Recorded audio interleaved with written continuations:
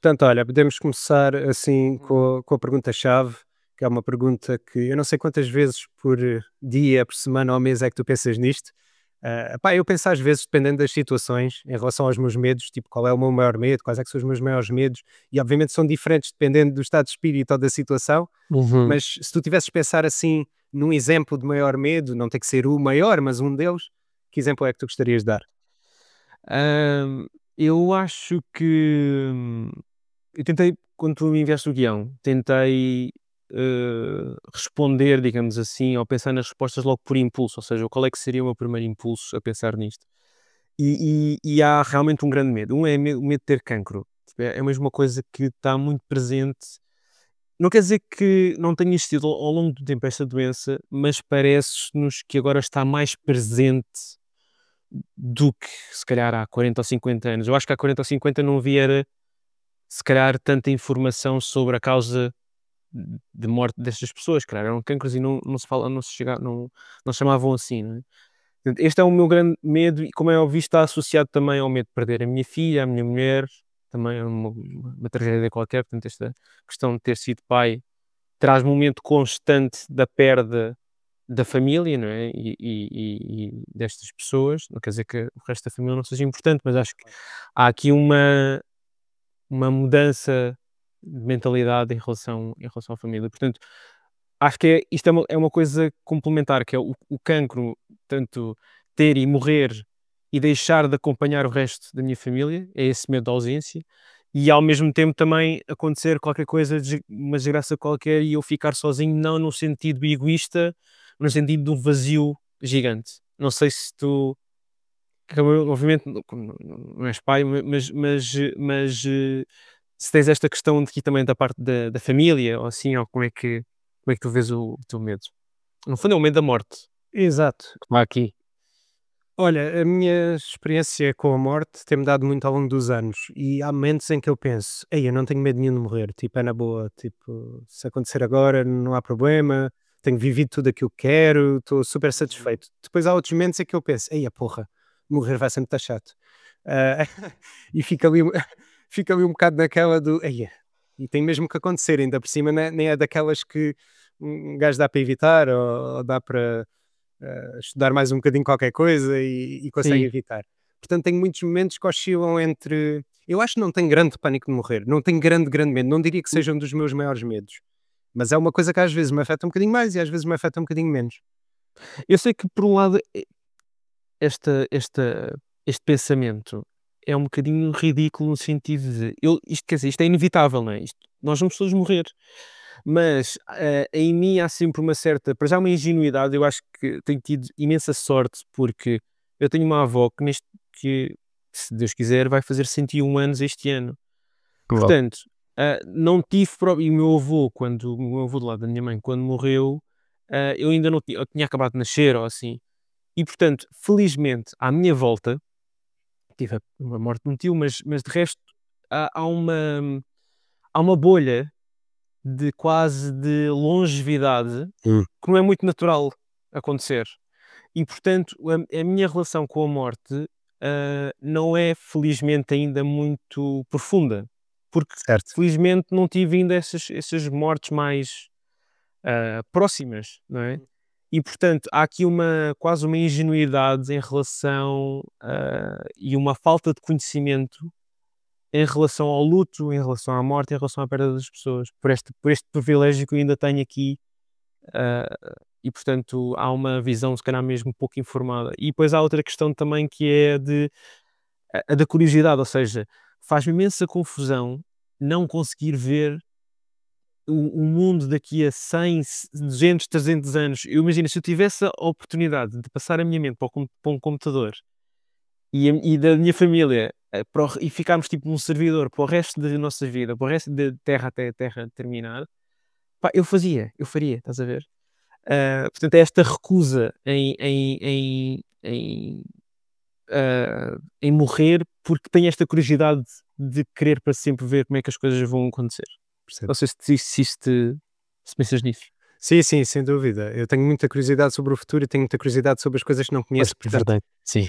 sem dúvida. E é engraçado tu teres referido isso, porque Não sei se viste uma série que se chama How to with John Wilson, Sim, eu adoro a série. mas num dos episódios da segunda, não, da terceira season é a última, não me lembro, acho que é a terceira. E é um dos últimos episódios, se não é o último, é o penúltimo. Ele vai, pá, ele conhece alguém que trabalha numa empresa que se dedica a conservar corpos Eu acho que para, me recordo disso. para quando houver tecnologia suficiente poderem Sim, regressar sim. à vida, Sim, pronto. sim, sim, sim. E aquilo é basicamente um esquema em que as pessoas têm que fazer um contrato com uma seguradora e etc, etc. E a pessoa pode escolher conservar só a cabeça ou conservar o corpo inteiro. Já não Pá, me lembrava isto, desses isto é pormenores. extraordinário. Obviamente que isto é nos Sim, Estados Unidos, não é? Como é óbvio. claro que sim. Mas pronto, é idêntico ao que estás a dizer, portanto Sim, sim, podes, sim, sim, podes, sim, podes sim. tentar uma coisa desta e quem sabe. Teria que ser uma coisa mais low budget, mas nunca se sabe, não é? Com a arca frigorífica numa garagem. Exato. Uma questão ainda relacionada com isso. Tu Sim. tens mais medo de morrer agora que tens uma filha ou sentes que é igual? Eu acho que não tinha isso tão presente na minha vida. Acho que agora tenho mais por ter sido pai, isso sem dúvida. E acho que é complementar a isso, talvez se calhar quando nós falamos com os nossos pais ou falando tu com os teus, que é, tu achas que quando chegas agora a adulto, não é? Nós temos quase 40, não é? Que os nossos pais já não é que não se preocupem connosco, mas é tipo, nós já somos adultos, temos a nossa vida, mas tu nunca te deixas preocupar, não é? Claro. Portanto, tu tens para sempre essa preocupação. Até morreres, tens essa preocupação com os teus filhos. Por mais velhos que eles sejam, isso vai estar sempre presente. E essa preocupação e esse medo de lhes acontecer alguma coisa. E, portanto, eu acho que antes de ser pai não pensava muito nisso. Hoje em dia penso imenso sobre isso. Interessante. Mas tem todo o sentido, claro. E isso é normalmente a resposta que eu recebo da maior parte da malta que é pai. Sim, Pai, mãe, sim, sim, normalmente é sim. isso. Uhum. E isso por acaso é uma coisa que me aflige um bocadinho. Eu quando penso nisso de, ok, eu não tenho filhos ainda, ah, é uma hipótese. Eu Uhum. não sei se irá acontecer ou não, mas é uma hipótese Uhum. que ainda existe neste momento. Mas uma das Uhum. coisas que me aflige um bocadinho é, estou quase a fazer 37 anos, portanto, eu pensar, ok, uma filha minha, um filho meu, daqui, se nascer agora, nos próximos Aham. meses, pá, eu vou ser muito mais velho do que, por exemplo, o meu Eu pai era quando me teve a mim. Ou seja, de que forma é que certo. isso vai impactar tudo o resto? Porque como é que estará a minha saúde daqui a 20 anos? Como é que estará Sim. a minha cabeça daqui a 20 anos? E se eu falhar, quais é que são as hipóteses de segurança para essa criança? Porque os meus pais poderão cá não estar, por exemplo, daqui a 20 Uhum. anos, Uhum. até dentro da taxa de probabilidades, é o mais provável é que não estejam. Ahm, eu não tenho irmãos, por exemplo, portanto, há sempre aquela coisa causa-me, confesso-te, um bocadinho ligeiro pânico cada ano que passa, não tanto por ser pai mais velho em tudo o resto, mas mais numa de se eu não conseguir suportar esta criança quando ela tiver 12, 13, 14, 15, 16 anos, idades críticas onde é preciso um grande apoio familiar, o que é que irá acontecer? Obviamente que, pronto, à partida serei pai com outra pessoa, portanto, estará cá outra pessoa, e Uhum. obviamente, pronto, no lado da Joana ela também tem família, portanto, ok, há o suporte desse lado, e há amigos, e há tudo mais, mas há uma coisa que me causa assim um bocadinho aflição. Sim, estou a perceber que estás logo a pensar numa hipótese já de uma desgraça que vai acontecer, uma suposta desgraça, e como é que isso acontecia. Mas eu conheço uma outra pessoa que foi pai aos 40, digamos, sim, que se calhar nessa questão que tu estavas a falar de ser pai já tarde, não é? Embora hoje em dia eu acho que isso já está um bocadinho mais diluído, essa ideia, mas eu acho que é sobretudo. Eu acho que depois depende, como é óbvio, de pessoa para pessoa. Eu acho que deve haver uma grande diferença em relação à energia que tu tens e à paciência que tu tens. Eu acho que se calhar os nossos pais, que foram pais cedo, relativamente cedo, deviam ter muito mais energia para uma série de coisas. Embora também depois, se calhar, não tinham paciência para outras coisas e por causa do contexto laboral e social e tudo da altura, as coisas eram diferentes. Mas eu acho deve haver assim uma diferença. Eu acho que essa poderá ser a grande diferença. Mas eu acho que hoje em dia também a- os nossos 40 não são os 40 de há 50 anos, não é? Portanto, temos outro tipo de energia, outro tipo de saúde, E portanto eu acho que essa questão, se calhar, em princípio não te afligirá tanto, porque se isso acontecer, e se vos fizer sentido e se algum dia isso acontecer, acho de certeza que vais ter essa energia e que as coisas vão correr bem. Se não esperar pelos 70 e tal anos para ser pai, como o Al Pacino foi pai agora aos, acho que já, não sei se já tinha 80 ou perto disso. Isso Aí, é outro nível. aí se calhar pronto, aí não vale a pena ter grandes esperanças. Sim, sim, aí podes crer. Mas pronto, no caso do Al Pacino também é um bocado naquela do.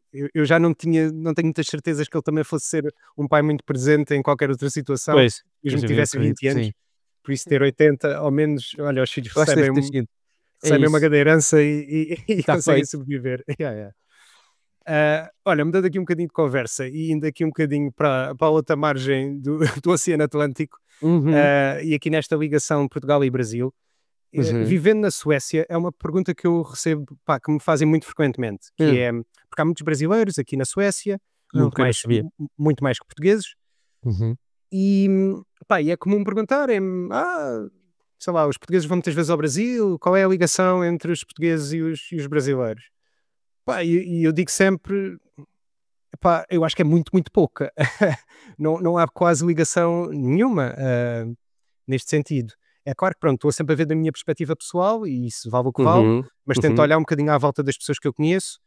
Sei uhum. lá, a maior parte das pessoas que eu conheço não foi ao Brasil, ou foi ao Brasil uma vez, como quem foi a Nova Iorque ou foi a Paris, em Certo, turismo, sim. Uhum, normal.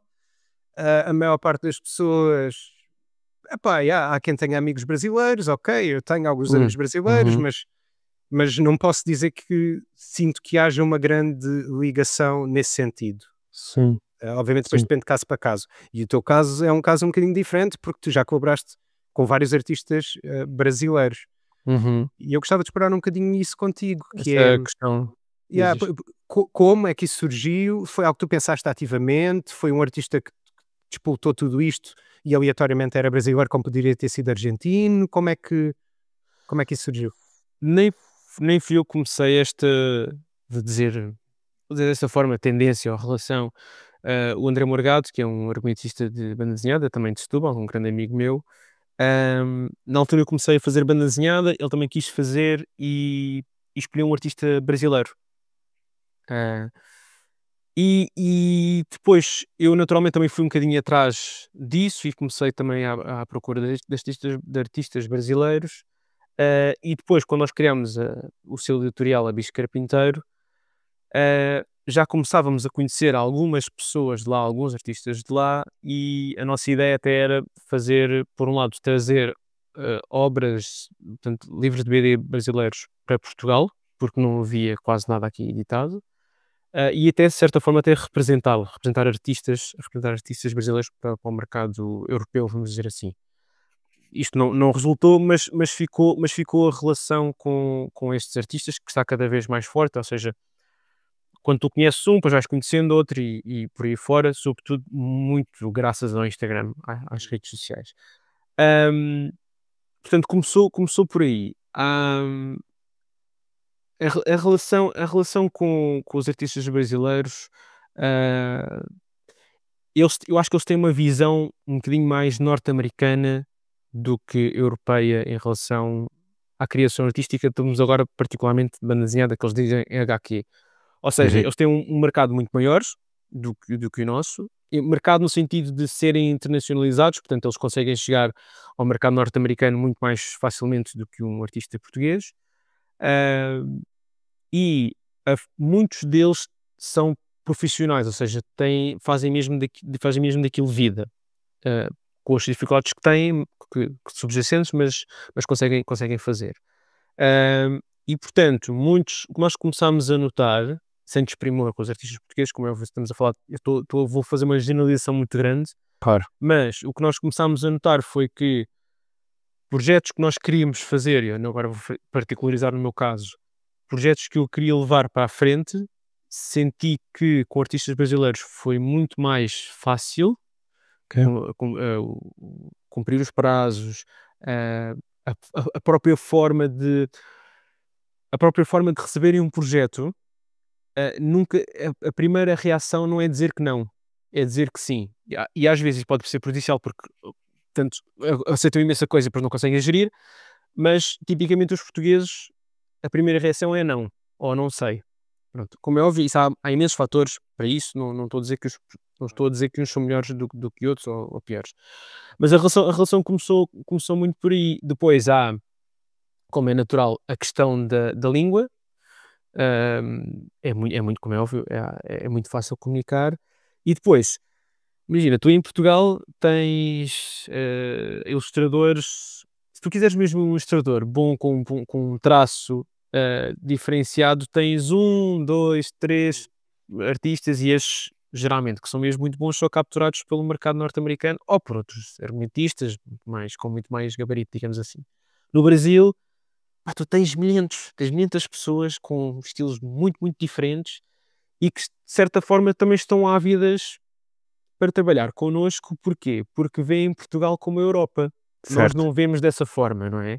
Nós vemos na nossa pequenez, na nossa dimensão nacional, mas para eles Portugal significa a Europa. E, portanto, é uma porta de entrada para outros mercados, para outros possíveis mercados. E, portanto, para eles também é assim importante esta relação. Achas que é real essa possível entrada no mercado europeu através de Portugal, por parte dos artistas brasileiros? Eu acho que ainda assim deve ser uma coisa muito excepcional, ou seja, eu não conheço ainda muitos casos que tenha acontecido isso. Por exemplo, ah, no meu caso do Pescador de Memórias, que a Marjane Iocamizo ilustrou, na altura o livro, a primeira edição, não foi em português, foi no Reino Unido. E eles gostaram tanto do traço dela que mais tarde pediram-lhe para fazer uma capa para a Image Comics, Hum. e também pediram para ela ilustrar outras histórias para a editora. Portanto, foi se calhar o único caso que eu conheço que isso tenha acontecido. Como é óbvio, há de haver outros casos que eu não sei. Mas sim, acho que é uma coisa que se calhar vai começando a acontecer aos poucos. Mas não sei se é uma porta assim tão forte Hum. ainda. Ainda não está como o futebol, por exemplo. Ainda não está como o futebol, não. Yeah. Aí sim, é uma grande porta de entrada para o Sim, podes mercado. crer. Mas mesmo, por exemplo, esta ligação que tu estavas a falar por causa dos brasileiros e portugueses, há uma coisa muito curiosa que é a questão do consumo cultural, ou seja, ahm, mesmo quando um outro livro meu foi editado no Brasil, eles tiveram que fazer uma adaptação. Eu lembro-me que o Cemitério dos Sonhos, quando foi lá editado, eu não tinha feito uma revisão do português. Uhum. E portanto, quando eu depois fui ao Brasil, a São Paulo, e aproveitei e fui lá à Comic Con, não sei o que, lançar o livro. E lembro-me de ter sido entrevistado lá por um homem que fazia um blog, e ele aproveitou-me para perguntar uma série de palavras em português que ele não percebia. Ok, E portanto, ou seja, eu percebi que havia imensas nem sequer essas expressões são palavras que nós usamos, diminutivos, ou seja o que for, que para eles, eles não sabem. E é mesmo curioso, porque eu comecei a pensar nestas coisas. Nós, e se calhar tu fazes um exercício muito rápido, também chegarás à mesma conclusão. Nós crescemos com o português do Brasil, com as exato, dobragens exato. dos filmes da Disney, com os desenhos animados, com a música, com as telenovelas. Portanto, nós crescemos muito nos anos 80 e 90 com isso, não é? Acho que o primeiro filme em português de Portugal acho que foi o Rei Leão ou Toy Story, qualquer coisa assim, não é? Ah, Portanto, nós temos uma grande familiaridade com isso, até da Turma da Mónica, antes de existir. Exato. Portanto, em miúdo eu li imenso a Turma da Mónica. E é curioso como é que nós não fomos, a nossa linguagem não foi afetada por aquilo, como hoje em dia com os jovens acontece com o YouTube, que são Exato. afetados. Não sei porque é que nós não tivemos essa absorção do português do Brasil, é uma coisa curiosa. Mas eles, ou seja, mas isto não acontece para o contrário, eles não veem. Portanto, é tudo dobrado em português do Brasil. Claro. Os livros que lá chegam vão, se calhar, ser traduzidos para português do Brasil. Se calhar, sei lá, eventualmente o Walter Ugumem ou o Saramago podem ser em português de Portugal, não sei se há alguma adaptação, mas de resto, ou seja, há aqui uma barreira linguística muito grande, que nós achamos que não existe, mas que existe. Eles são tão habituados a consumir cultura portuguesa. E mesmo quando nós levamos portanto, a BD portuguesa para lá, é sempre uma coisa muito complicada de entrar e tem que ser muito bem adaptada. Não sei se tu notas isso também. Sim, sim, isso era a minha ideia também, claramente. E é interessante porque eu acho que acontece um bocadinho o mesmo com a Espanha também. O facto de nós entendermos tão bem o espanhol e o espanhol não entender o português, obviamente generalizando também, porque, pá, tínhamos os desenhos animados em espanhol, Doraemon, Ninja Tori, Também, tudo é isso, verdade, sim. tudo isso é espanhol, ou seja, Sim, sim, sim. tínhamos também uma grande influência de Espanha nesse sentido, que depois, pronto, se foi perdendo, e os Uhum. espanhóis, obviamente, excepto na Galiza, deve ser a única parte de Espanha que tem realmente alguma influência portuguesa, excepto nessa parte, pá, não convivem com o português de forma nenhuma, convivem com o português como convivem com o francês ou com o alemão, um turista que lá vai e que ouve meia dúzia de palavras.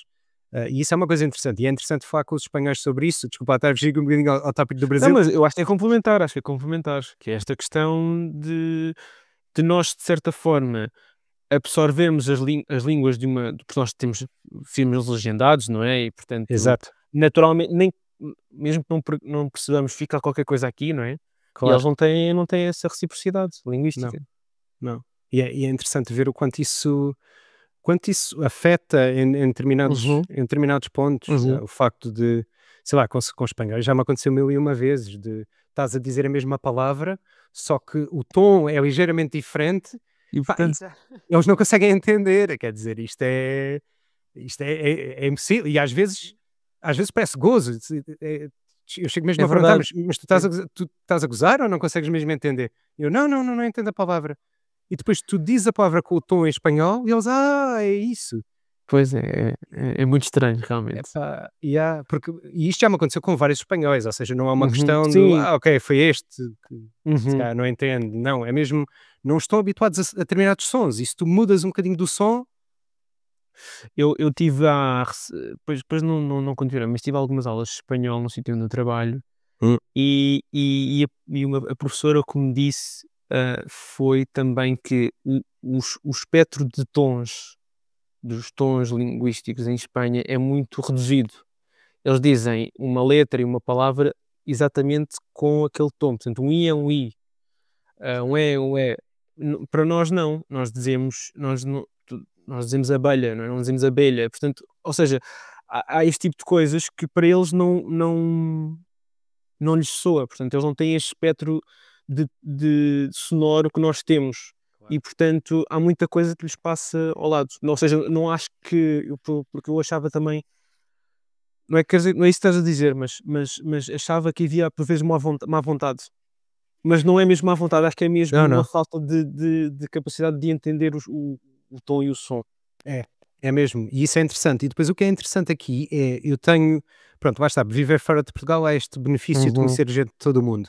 E uhum. então tenho vários amigos do Chile, por exemplo, aqui, e, e é interessante ver que a malta do Chile entende muito melhor o português do que a malta de Espanha. Sim, sim, sim. Sim, a minha mulher também tem uma amiga que veio, acho que da Venezuela, e ela entende muito melhor do que o castelhano, tanto os espanhóis. É até uma coisa muito curiosa. Isso é Porque há um- interessante e vai de acordo ao que tu estavas a dizer, tem a ver com a abrangência de sons. Sim, sim, Provavelmente no Chile estão muito mais influenciados por vários sons diferentes, por vários tipos de espanhol da América do Sul e do Brasil, português do Brasil e americano e tudo mais, estão muito mais absorvidos com mais influências, enquanto Espanha está mais fechada na sua sim, própria língua. sim, sim, sim, sim, sim. Diria que sim, sim. Faz Isso sentido. é interessante. Olha, falando aqui ainda um bocadinho do estrangeiro, porque para mim o Politécnico de Setúbal fica no estrangeiro, que aquilo fica, aqui- fica lá na Monte, no meio do nada. Isto sim, podes crer. Foi para aí, pá, das piores ideias que alguma vez tiveram. Temos ali uma cidade, mas vamos construir a universidade no Alentejo. Sim, sim, sim, sim. Ali na zona que ali não é Praias do Sado, mas sim, é quase Praias É do para Sado. aí, é para Paralhão, aí, é coisa assim. é para aí, é terrível, é terrível. Pronto, tu estudaste aí, estudaste comunicação. E Uhum. pá, eu sempre achei fascinante, que, primeiro, o Politécnico de Setúbal não tem muitos anos, portanto, isso é alguma coisa que Sim. é importante pôr em contexto. E depois é interessante para mim que num distrito e numa cidade onde praticamente nem existem jornais nem meios de comunicação, ah, há um curso de comunicação social, pronto. E há outros que eu fico a olhar para aquilo e penso, mas ok, mas qual é bem o propósito disto? Porque depois não a pessoa tem que vir para aqui, não é? Estudar, e depois obrigatoriamente vai ter que sair, porque Sim, pronto, não foi o teu caso, mas é o caso, eu acho, da maior parte das pessoas. sim, sim. Ahm, e isso para mim sempre foi fantástico, o facto de Setúbal ser uma cidade extremamente ligada às artes. Toda a gente tem amigos que fazem qualquer coisa ligadas às artes. Há vários músicos que são famosos pelo país inteiro, pintores, malta do teatro, e não há nenhum curso universitário necessariamente dedicado às artes no Politécnico. Isso foi uma coisa que sempre me fez Confusão. um bocadinho de confusão. E eu ia-te perguntar um bocadinho a tua opinião em relação a isso e como é que foi a tua experiência e... Sim. Ahm, eu acho que faz todo o sentido o que tu estás a dizer. Ahm, eu acho que, apesar de tudo, do que eu também me lembro, os meus colegas, portanto, pelo menos dessa altura, ainda assim conseguiram algum emprego, não na região, tiveram que ir todos para Lisboa, não é? Mas conseguiram ir para jornais, teatros, etc. Mas eu acho que também o contexto laboral era outro na altura. Se calhar hoje em dia não sei como é que é as pessoas que saem de lá. Mas eu acho que faria todo o sentido, porque Setúbal sempre teve essa veia artística que eu acho que eu tenho um bocadinho de dúvidas se somos nós que dizemos isto porque temos nesta bolha de Setúbal, ou que estávamos naquela bolha de Setúbal e, portanto, achávamos que as outras cidades não tinham, e se calhar têm, e eu desconheço. Mas eu acho que em parte, sim, nós sempre saíram alguns artistas de Setúbal, e houve até um grande movimento, um movimento que eu me lembro mais em Setúbal artístico, foi na altura dos More Than a Thousand e dos Hill Have Eyes, portanto a parte toda do emocore, e até de algumas bandas alternativas que também saíram, indie, ah, em que eu senti que nessa altura parecia que Setúbal era mesmo assim um grande hub, digamos assim, de bandas desse género que depois moldaram um bocado esse género de música a nível nacional. Não sei se isto é verdade ou não, se calhar não é. Qual é que é a tua opinião em relação a isso, antes de continuarmos? Porque tu tens muito mais essa perspectiva, se calhar até mais holística, digamos assim, ou mais a nível nacional, para dizer se isto é verdade ou não. Olha, isso foi uma coisa que eu já fui confrontado várias vezes, porque, pronto, eu comecei a organizar eventos em Setúbal com músicos já em 2008. Portanto, pá, trabalhei com vários desses artistas que tu referiste e com muitos outros, ou seja, tive muita perspectiva muito interna da cidade e vê-los ir lá para fora e a tocar noutros sítios. E depois tive o contacto com bandas, depois eu fiz o mesmo em Lisboa durante uns anos também, e aí tive um contacto maior com bandas que vinham do Norte e que vinham do Algarve, e comecei a perceber um bocadinho melhor o que é que se passa em cada um dos pontos regionais. E inicialmente eu achava um bocadinho que a minha primeira opinião foi: Setúbal é das melhores cidades do país a nível artístico, que há esta banda, e esta banda, e esta banda, isto é especial e único. Depois mudou e apercebi-me que, peraí, mas Braga também tem isto, Leiria também tem isto, afinal Setúbal não é assim tão especial. E depois fui conhecendo artistas do país inteiro que me falavam muito de Setúbal e diziam: ei, tu és de Setúbal, porra, fantástico, tipo a cena toda do metalcore, tipo os da Dupes, que são exemplo no Mas do indie, que eu não lembrava. Sim, no sim. indie rock. Há uma cena boa de rock progressivo também, do metal. E depois aí mudou um bocadinho a minha opinião e comecei a perceber-me que, ok, se calhar está ali intermédio. Foi uma cidade, eu acho, importante a nível da música. Temos, aliás, hoje em dia ainda vários artistas, muitas dessas bandas acabaram, pronto, infelizmente, Pois, sim, é mas, verdade. mas temos, por exemplo, o Tio Rex ainda, que Uhum. se olharmos para o panorama nacional, não há muitos artistas de folk, principalmente no folk muito americano que ele tem em Portugal inteiro. Portanto, diria logo aí que é um Bom artista representante. único. e há muitos outros, pronto, por aí. Ou seja, eu acho que Setúbal tem e teve uma importância grande na música nacional. Se calhar não tanto como eu achei a determinado momento, mas também não Uhum, tão pouco quanto eu achei uhum. noutros momentos. Sim, eu acho que uma das coisas, isso também complementar ao que estavas a falar sobre o Politécnico e sobre a questão da educação, porque no Politécnico também tinha, imagina, na Escola Superior de Educação, tu tinhas comunicação social, depois tinhas um curso de educação física e um curso sei lá, tipo qualquer coisa de gestão artística, qualquer coisa assim desse género. Ahm, e portanto, eu, por exemplo, eu nunca tive na ESAD, portanto, não sei qual é que, mas a minha mulher estudou, acabou por estudar uns anos. Ok. E portanto, hum, eu acho que o ambiente era parecido no sentido de ser uma coisa quase no meio do campo, distante da cidade. Isto também tinha as suas coisas boas, tinhas assim um contacto com a natureza, se calhar diferente do que estás no Isqueté, ou seja o que for. Claro.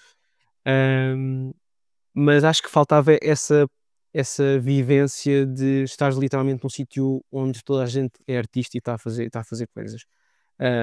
Agora, eu acho que esta questão de teres um Politécnico que prepara as pessoas que na verdade não ficam na região, vão para fora. E Setúbal sempre sofreu um bocado, eu tinha um bocado esta expressão, que não sei se faz grande sentido, que é Setúbal, como é que é? Setúbal, a cidade podia ter sido, mas não foi. Ou seja, no sentido de nós estamos constantemente sob a sombra de Lisboa, não é? E parece que nunca conseguimos sair disso. Eu recordo-me que, quer dizer, para mim Setúbal era uma seca, no sentido de eu queria ir para Lisboa, não é? Queria trabalhar para Lisboa, não queria trabalhar em Setúbal. Ahm, e portanto, eu não sei se a cidade se fosse deslocada 40 quilómetros mais para baixo, ou se estivesse em Grândola, em vez de estar, não sei se conseguiria ser mais autónoma numa série de coisas.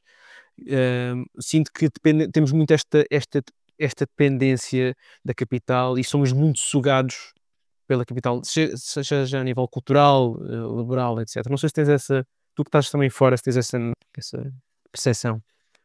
Pá, concordo a 100%. Eu acho que Setúbal vive do problema de nem estar perto nem estar longe da capital Uhum, e acaba por uhum, ser prejudicada por causa disso. Porque, por exemplo, olhando para a Almada, que é uma cidade que eu até conheço particularmente bem, porque a minha prima é da Almada e eu frequentava bastante a Almada, aliás, do Feijó, portanto temos que puxar aqui para o Feijó. uhum. Eh, eu acho que a Almada está obviamente muito próximo de Lisboa, mas eu acho que isso tem sido, quer dizer, nos últimos anos, pronto, a Almada não tem sido grande exemplo de cidade, mas nos anos 90 eu acho que foi Uhum, muito beneficiada, anos 90 e inícios dos anos 2000, uhum, por essa uhum, proximidade com Lisboa, porque muitas das coisas que eram demasiado para Lisboa, porque Lisboa já estava demasiado cheia, iam para a Almada e aconteciam em Almada. ok, E ok, temos, por exemplo, o incrível Almadense, que teve sim, pá, concertos inacreditáveis de vários artistas, uhum, porque já não havia espaço em Lisboa e então decidiram fazer em Almada e aquilo era um ok. pulinho de Lisboa a Almada. Setúbal já é um bocado naquela do eu já É tenho a que ir um barreira bocadinho mais psicológica. longe, Sim, sim, sim. mas nesse não é um longe, eu acho, suficiente que o torne autónoma. É a tal Sim, questão, sim, não é sim. uma Évora. Évora está Exato. ali, ok, está Uhum, ali, uhum, não está muito longe de Lisboa, mas está longe o suficiente para uhum. ser Évora só. Sim, sim, sim. Setúbal está sempre naquela do é meia hora, de 40 minutos, eu estou em Lisboa, então porquê que eu estou aqui? É sempre um bocado Exato. É. naquela. Eu acho que é por isso que tanta gente foge da cidade, porque é fácil. Uhum. Porque é que eu estou numa cidade pequena quando eu posso estar na capital que me oferece muito Claro, mais? claro, claro. Onde tudo é maior e não vou dizer melhor, não Uhum. é tudo melhor, mas é Sim. tudo maior e há mais oferta. E eu acho que esse é o problema. Se calhar se fosse deslocada para Grândola, possivelmente estaríamos a falar de uma cidade que, pronto, ficaria sem mar, isso seria um problema, Sim. Mas pronto, mas vamos pô-la mas assim, vamos dizer que havia mar. exatamente, tínhamos pô-la para a costa. Exato, exato. Eu acho que provavelmente é difícil de adivinhar isto, mas eu acho que Claro, ganharia claro. alguma coisa. E olhando para outras cidades, não dá para comparar com o Norte, porque o Norte tem uma Uhum. cultura e mentalidade completamente diferente. Uhum. Uhum. Mas acho que poderia, se calhar, ter construído uma vida académica um bocadinho mais aproximada a Évora, por exemplo. Uhum. Poderia Uhum. criar, se calhar, uma maior conexão com a natureza, com o Alentejo também. Sim, sim, sim, sim. E pronto, e está ali no meio do nada. É um bocado, é um bocado o problema agora.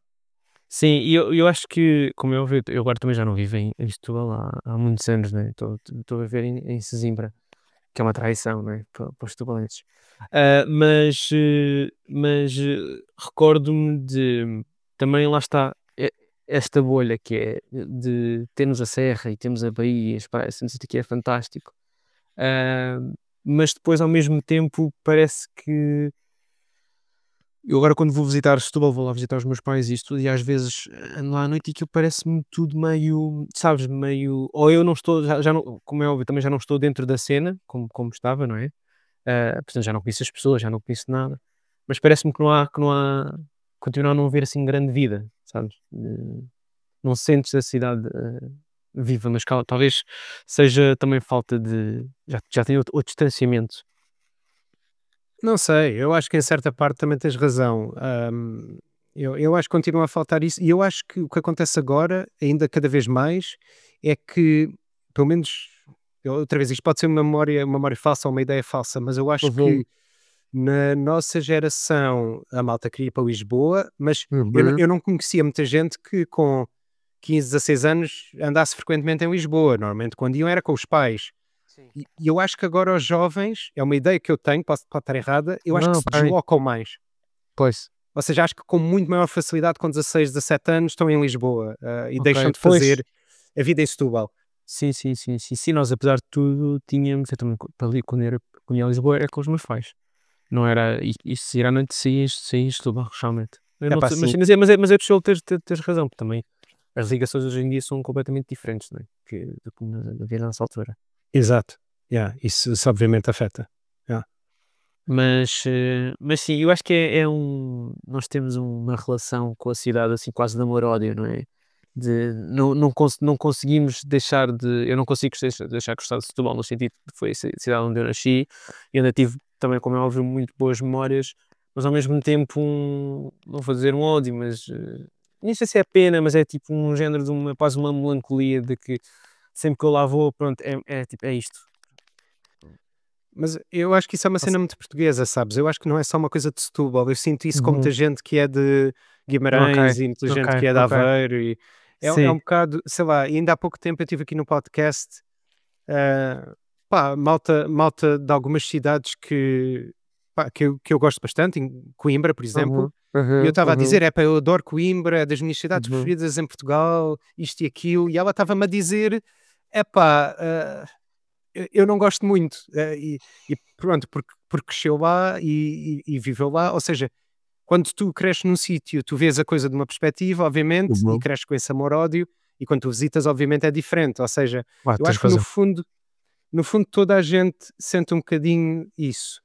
Uhum. Ah, e eu acho Sim, que é isso é verdade. muito, é muito português. Eu não sei se, não sei, olhando para outras nacionalidades, obviamente que é diferente falar de Setúbal dentro a um português e falar de Setúbal a um estrangeiro. Uhum. Aí vai ser sempre diferente, porque aí tu Claro. vem ter um bocadinho a veia de mas eu tenho que embelezar aqui um bocadinho isto, Claro não que sim, é? claro que sim, claro que Isto é sim. tão Sim, sim, bom e sim. tudo mais. Isso, uma pessoa de Lisboa não precisa de embelezar Setúbal, porque pá, Claro. acaba a saber, não faz muito sentido. Portanto, também é Sim, é uma, verdade. uma comparação difícil de fazer, mas é uma cena interessante. Yeah. Não sei se tens mais alguma coisa a dizer em relação a isto, se podemos continuar. Sim, não podes continuar, podes, depois vamos ficar muito melancólicos, depois a Não, falar. exato, exato.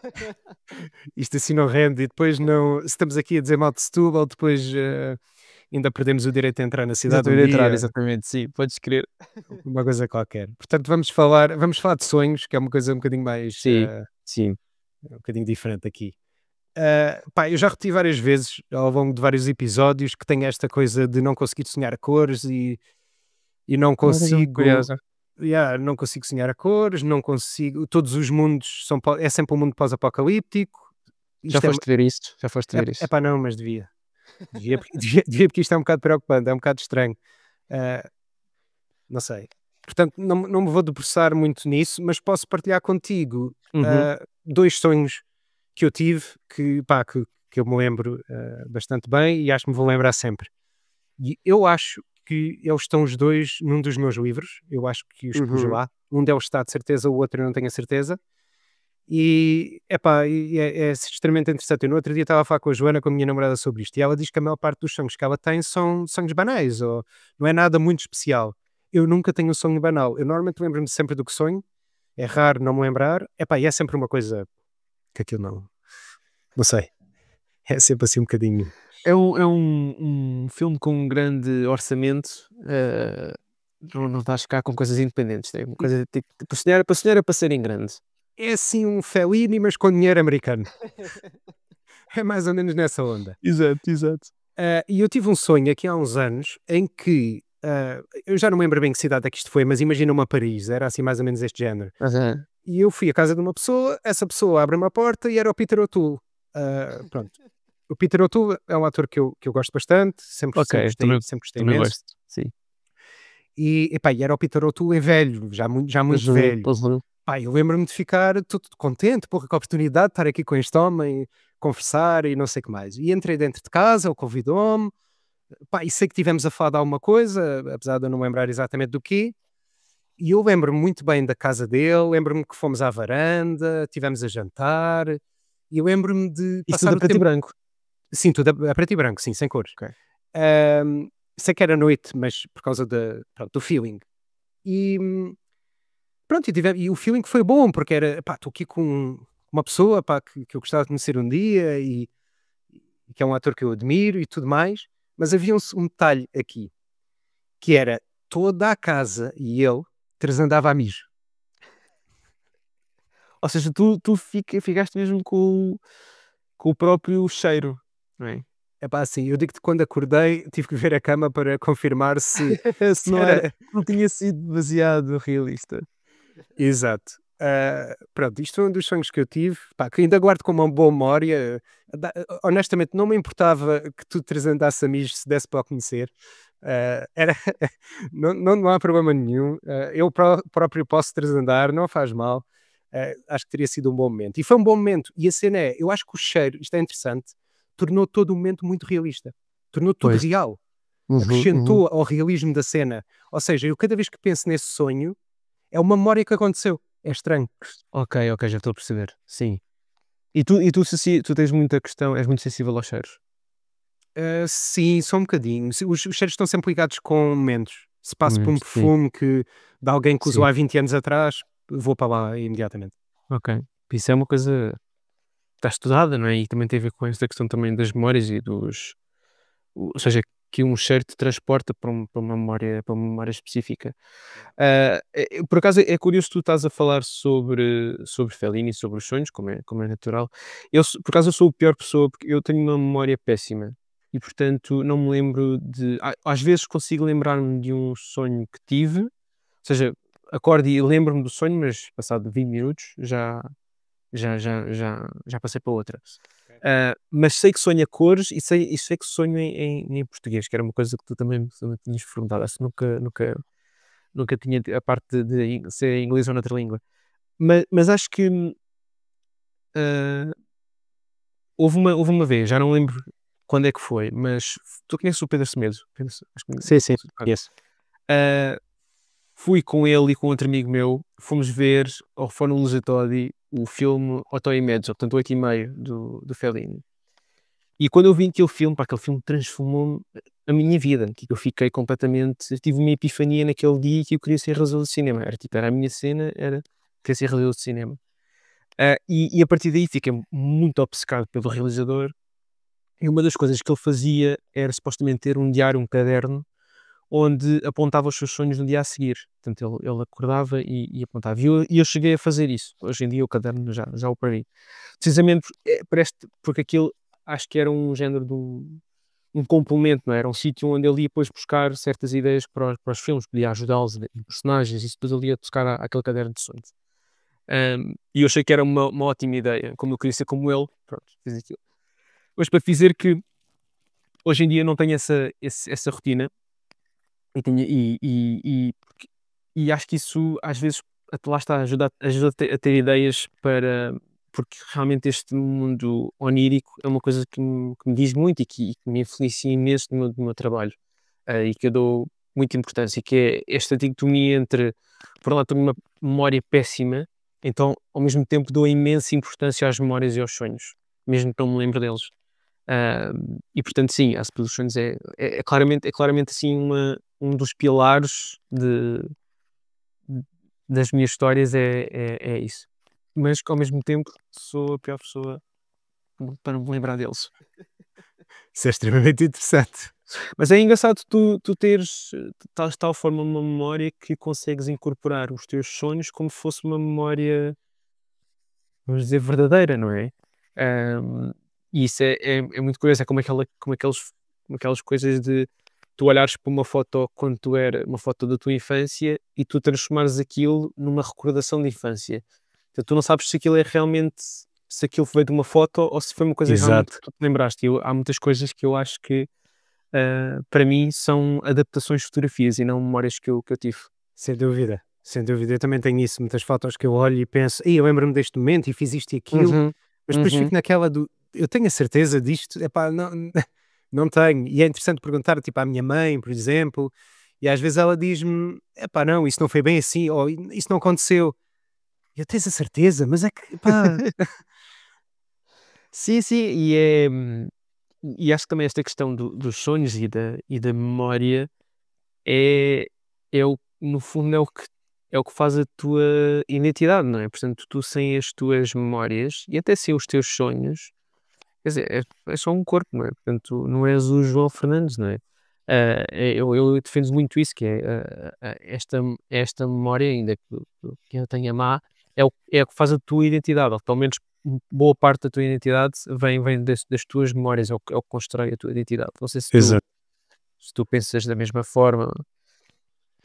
Sem dúvida nenhuma, porque eu acho que as memórias são aquilo que fazem. Constroem sem dúvida a tua personalidade e a forma como tu reages a coisas, dependendo daquilo que tu Uhum, viveste, porque as memórias são as experiências que tu viveste, uhum. em certa medida. E as experiências que tu viveste são as coisas que te moldam a reagir a determinadas formas, não é? Se foste, dando aqui um exemplo hardcore, se foste vítima de abuso quando eras Sim. criança e tens isso presentemente na tua memória, obviamente isso vai influenciar, provavelmente, a tua maneira de ser com muitas coisas na tua Claro. vida, mesmo que passem Sim. 20, 40 anos. Por exemplo, eu quando no primeiro ano em que me tornei pai, eu sei que estou sempre outra vez isto é mesmo recorrente, mas vais perceber o que eu quero dizer, tipo, transfo revelei-me uma pessoa, transformei-me numa pessoa que eu não estava à espera que fosse. Portanto, fui fazer terapia. Uhum. E uma coisa que eu descobri em relação às memórias foi que as memórias que eu tenho mais vívidas são as vezes em que eu desiludi os meus pais. Ou seja, em vez das memórias, as boas memórias de infância. Não quer dizer que eu não as tenha, mas são escassas. E eu tenho a certeza que tive uma infância muito feliz.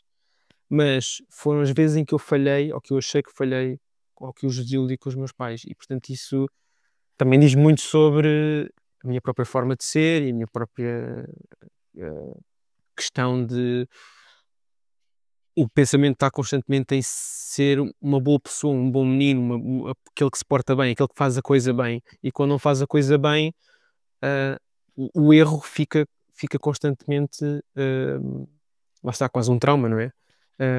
Fixado na minha cabeça, mais do que os milhares de momentos felizes que eu tive. O que por vezes tenho pena, entre aspas, que a minha memória funcione assim, ou que a minha mente funcione assim, dessa forma. Tu és uma pessoa perfeccionista? Não, por acaso eu acho que até sou bem preguiçoso nesse aspecto. Até é tipo do género, vamos fazer para a frente e não me preocupo muito com os detalhes. Por acaso, talvez seja um bocadinho um paradoxo nesse sentido, mas não, por acaso não sou nada. Ok, interessante. Achei que poderias ser, porque pronto, te focares nos momentos em que Sim, falhas, sim, como. sim, sim. Sim, sim, sim, sim, sim. Mas não sei. Mas agora já estamos aqui, já estamos na parte da terapia. Agora, neste momento, já Já, não já, sou já. Já, mas eu acho que é bom não seres muito perfeccionista, porque, pá, porque lá está, primeiro não há nada perfeito e Uhum, almejar uhum. essa perfeição traz muitos, muitos problemas anexados. Traz muitos, Sim, sim, pelo diz, menos, diz, diz. não, não, ia só dizer que acho que no geral, pelo menos do que vou observando nas outras pessoas ou nas pessoas que são perfeccionistas, traz problemas de tu nunca ficas satisfeito com nada, nunca chegas a um ponto em que achas que a coisa está boa, e principalmente tu como criador, então eu acho que te poderia afetar ainda muito mais. E eu conheço muita gente, e isto foi algo que eu já falei várias vezes no meu podcast, eu conheço várias pessoas que são absolutamente geniais em determinadas áreas e que não têm nada para ninguém ver cá fora, porque são tão perfeccionistas que não conseguem criar algo para mostrar ao público. Sem dúvida, também eu tenho um grande amigo meu que é assim, e que eu acho que este ano finalmente estou a conseguir ajudá-lo para que ele consiga lançar qualquer coisa, porque ele é uma pessoa pá, que tem imensas boas ideias, mas é tão perfeccionista que não consegue depois avançar, não é? Portanto, ficar confortável com aquilo e avançar. Eu acho que também, se calhar, de certa forma, é um mecanismo, não é um mecanismo de defesa, mas é um mecanismo que arranjei de isto é para fazer, isto é para fazer e portanto nunca vai estar perfeito e Claro. portanto, mas mais vale fazer e depois aprender com os erros e depois continuar do que não. Sem dúvida, concordo contigo. Olha, e passando aqui para um tema que eu acho que em certa medida está ligado com a morte. Bem, está obviamente ligado com a morte, mas está ligado com a morte no sentido em que a morte é uma coisa certa, não é? Para toda a gente. E eu acho que a natureza também é certa, neste sentido em que nós vivemos no mesmo planeta e somos afetados da mesma forma por todos os desastres Uhum, ecológicos e ambientais que uhum. acontecem ao nosso redor. Não há, ou seja, eu e tu vivemos no mesmo planeta, o Trump e o Putin vivem no mesmo planeta que nós, Sim, e outras pessoas ilustres deste mundo, eu com todo o sarcasmo. E o que é curioso aqui, e é mesmo curioso com a morte também, é que, sendo coisas tão urgentes, e necessárias e existentes na vida de toda a gente, parece que parece que não são, parece que são irrelevantes, parece que o planeta tanto faz, pode ser destruído, podemos arrebentar com a Amazónia porque não interessa, eu vou continuar a respirar ar e vou continuar a lucrar e a fazer dinheiro e a viver a minha vida, que não há problema nenhum. E não só num termo capitalista, mas mesmo Uhum. num tema muito pessoal, na vida de cada um. Eu acho que é uma coisa que afeta não só a política de que é de esquerda ou de direita, mas o ser humano individualmente. Uhum. E eu acho interessante que se viva como se o planeta não fosse uma preocupação máxima, não só para o futuro, mas muito no tempo presente. E estamos a assistir a um dos anos mais quentes desde que há memória, se não o ano mais quente, tivemos o mês mais quente recentemente, e tudo o que está a acontecer com os glaciares e o gelo Uhum. no planeta Terra, que vai obviamente influenciar, pronto, todos Sim, nós. claro, claro. Pá, eu gostava de falar um bocadinho contigo Sobre isso. sobre isto, que é de onde é que vem esta inércia ou esta ausência de preocupação sobre algo que é tão urgente, ou o que é que podemos fazer para mudar um bocadinho a mentalidade e a preocupação das Sim. pessoas? E sabes que eu durante, algum tempo trabalhei na direção de sustentabilidade na empresa onde eu estou e portanto, Uhum. hum, foi um bocado deprimente no sentido de perceberes que há imensa tens que atacar imensa coisa em termos de sustentabilidade, e que nunca há uma solução perfeita. Há sempre uma consequência qualquer de uma ação que tu fazes. Acho que há aqui uma questão muito curiosa que é, e eu tenho muita dúvida sobre a tónica da sustentabilidade e do discurso ambiental, que é o discurso ambiental atual é salva o planeta, não é? Temos que salvar o planeta. Mas eu acho que nós devíamos é salvar a humanidade, ou seja, a tónica devia estar. O planeta vai sobreviver. Tu podes fazer o que tu quiseres em termos de humanidade, que o planeta vai sobreviver. Ele vai adaptar-se. Nós é que provavelmente não nos vamos conseguir adaptar às mudanças que o planeta vai sofrer, não é? Por causa das nossas consequências. Mas como a tónica está numa coisa externa, portanto, está uma coisa em salvares o planeta. Eu acho que se tivesse a luta contra as alterações climáticas fosse epá, é para a tua sobrevivência. Se tu não fazes isto, tu ou os teus filhos ou os teus netos vão morrer. Tipo, não há hipótese, não vai haver tecnologia nem soluções suficientes e inovadoras para todos sobreviverem, não é? Pronto, e por isso é que se anda a fazer exploração espacial para outros tipos de planetas e isto tudo, não é? Portanto, não é sabemos, mas quer dizer, há uma parte de uma elite que se calhar está com o tipo de planos E não é nada teoria da conspiração, quer dizer, uma coisa que se vai vendo depois a longo prazo. E, portanto, eu acho que essa é a primeira questão, é a questão da tónica na luta contra as alterações climáticas, que eu acho que está errada. Não é errada, mas eu acho que ah, não sei se cria tanta empatia com as pessoas. Pois eu acho que é a própria forma de.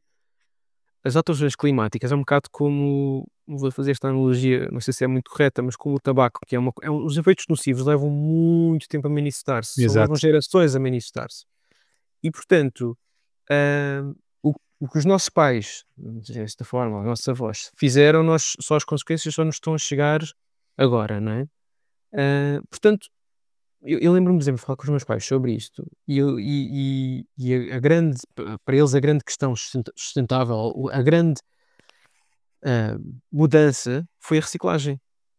E, portanto, daqui para a frente, façam, tipo, agora a luta é vossa. Estás a perceber? Exato. Portanto, logo esta atitude é uma de passagem do problema, porque acham que na idade deles já não podem fazer nada, quando não é assim, não é? Portanto, logo aí tens um problema geracional. Ahm, e, portanto, como isto é tudo muito, muito, muito, muito longo ah, quer dizer, tipicamente as coisas como estavas a falar sobre os glaciares ou sei lá, as cheias ou assim. Uhum. Bem, as cheias, nós podemos falar um bocadinho sobre isso, mas os glaciares é uma coisa de longínqua. Tu vês aquilo realmente, tu tens pena dos ursos polares e isso tudo, mas aquilo não te afeta a No varanda, dia a dia. não te afeta a praia, não te afeta nada no teu dia a dia, na tua rotina. E portanto, se não afeta a tua rotina, tu não vais ligar àquilo.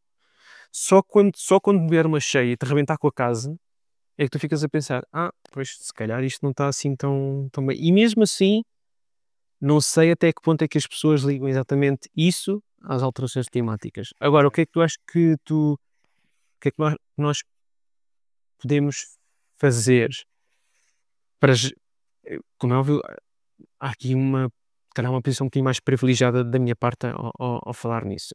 Acho que há uma série de coisas que a pessoa pode mudar na sua rotina, ahm, mas que é difícil tu seres coerente durante muito tempo. Exato. Ahm, e há de haver sempre qualquer coisa que tu tens que mudar. Eu acho que é, por um lado, fazer pequenas mudanças que tu achas que sejam realistas, ahm, e que já te sintas confortável com elas. E certamente, essas mudanças de hábitos já vão ajudar nas alterações climáticas. Eu dou-te um exemplo muito, muito prático e não estou aqui a ser apologista de consumir isto ou aquilo. Uhum. Mas hoje em dia, tu vais ao supermercado e tens um corredor cheio de leites de bebidas vegetais. Há cerca de 20 anos, 20 anos, que há 10 anos não havia isto. Porquê? Porque o consumidor deu uma mensagem muito clara às marcas. Foi: nós já não queremos consumir leite de Exato. vaca, queremos consumir bebidas vegetais. E as marcas, como é óbvio, vão atrás do que o consumidor quer. Claro. Portanto, quando hoje em dia tens secções biológicas, só de biológicas, só de coisas vegetarianas, portanto, significa que tu, enquanto consumidor, e eu acho que aí é que a pessoa pode realmente fazer a diferença, que é, não vamos falar outra vez da parte do capitalismo, mas é verdade, que é, as tuas escolhas enquanto consumidor podem influenciar muito esta mudança de paradigma na sustentabilidade, nem que seja através da parte da alimentação. Porque tu vais vendo essas mudanças, porque se tu aos poucos fores mudando os teus hábitos, quer dizer, as marcas vão atrás porque querem ir à procura do teu dinheiro, não é? Portanto, se Claro. calhar usar o capitalismo entre aspas, nesse sentido pode ser uma mudança, mas não sei o que é que, se tu sentes isso ou se tens outra visão em relação às coisas. Se calhar falei demais em relação a isto. Não, não, não acho que tenhas falado mais. Eu estou a pensar se tenho alguma coisa para acrescentar ao que tu disseste, porque eu não acho que discorde do que tu disseste. É realmente o foco nas pessoas é realmente se calhar mais importante do ponto de vista estrutural para resolver o problema, porque se calhar o foco no planeta é um bocado naquela do. Porque eu não sei, tu não sentes hoje em dia que o discurso já está um bocado gasto? Eu vejo montes de anúncios de Dia da Terra e aquilo já me passa falados. eu diria que a partir de sou uma pessoa sensível ao tema. Pronto, portanto, Eu, sabes o que é que eu estou a dizer? Eu não sei eu, se, eu percebo. se a mensagem já está um bocado gasta. Eu percebo o que é que estás a dizer. E eu acho que isso é um problema em muitos setores. Pronto, poderíamos explorar outras partes mais políticas, mas eu acho que sim, eu concordo contigo. Eu acho que o problema em muitas comunicações é não haver uma noção de realidade. Ou seja, nós temos que salvar o planeta. Então, para salvar o planeta, nós temos que poupar água, temos que reciclar, temos que fazer isto, temos que fazer aquilo, e acaba por ser 50 mil tarefas que tu tens que cumprir a 100%, porque senão tu não estás a salvar o planeta. Mas a Uhum. questão é, isso vai de um bocado ao encontro que tu disseste, isso não é real, porque nós não podemos esperar que todos os seres humanos agora alterem todos os hábitos que têm e comecem a fazer tudo completamente certinho. Se nós temos a inteligência artificial agora completamente a arrebentar, e é verdade que o uso da inteligência artificial faz com que tu gastes mais água, ah, estar aqui com discursos de não devemos usar a inteligência artificial quando podemos ir ao Google e não sei o quê, eu não sei se terá grande impacto. Eu vi algumas publicações a terem discursos mais moderados, que é a inteligência artificial está aqui, nós não a podemos combater, mas nós devemos usá-la de forma razoável, que é, certo, ok, se há uma coisa que é simples do Google me responder, eu vou ao Google em vez de ir ao chat GPT, certo.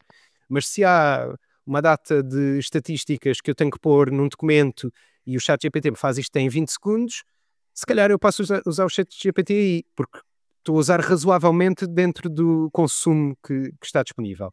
E eu acho que é esse tipo de comunicação que é um bocadinho mais preciso neste momento em relação ao ambiente, que é ser realista, que é, ok, vais lavar a louça, se calhar, não vale a pena teres a água ali ligada, aberta, a torneira aberta durante 10 minutos com a água a correr. Tipo, ok, tenta arranjar uma outra solução que seja meter água neste sítio e vais reutilizando a água. Pronto, ok. Lavar os dentes, essa treta que ouvimos há uma data de anos, para não. Eu fiquei chocado com isso e fico chocado com gente que lava os dentes com a torneira ligada o tempo todo. Pois, Não sim, consigo sim. entender. Sim, sim, sim, sim. Mas pronto.